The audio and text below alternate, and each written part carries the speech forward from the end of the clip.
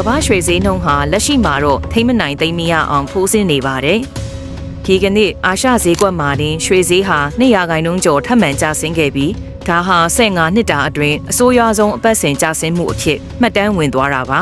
။2008ခုနှစ်ကမ္ဘာစီးပွားရေးအကျပ်တဲနောက်ပိုင်းအဆိုးဆုံးလစဉ်ပိတ်သိမ်းမှုလည်းဖြစ်လာနိုင်ပါတယ်။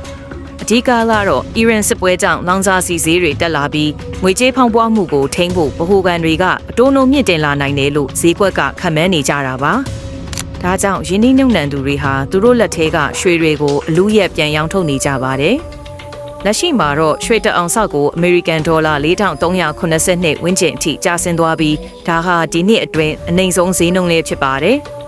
ရွှေနဲ့အတူငွေနဲ့ပလက်တီနမ်ဈေးနှုန်းတွေပါလိုက်ပါကျဆင်းနေတဲ့အတွက်ကမ္ဘာရွှေဈေးကွက်ဘယ်လိုဆက်ဖြစ်မလဲဆိုတာအထူးစောင့်ကြည့်ရမယ့်အခြေအနေပဲဖြစ်ပါတယ်။သတင်းကြည့်စုံကိုဖတ်ရှုလိုပါကမင်္ဂလာသတင်း Facebook စာမျက်နှာသို့တွားရောက်ကြည့်ရှုနိုင်ပါတယ်ရှင်။နေ့စဉ်သတင်းများအတွက်မင်္ဂလာသတင်း Channel ကို Follow လုပ်ထားဖို့မမေ့ပါနဲ့နော်။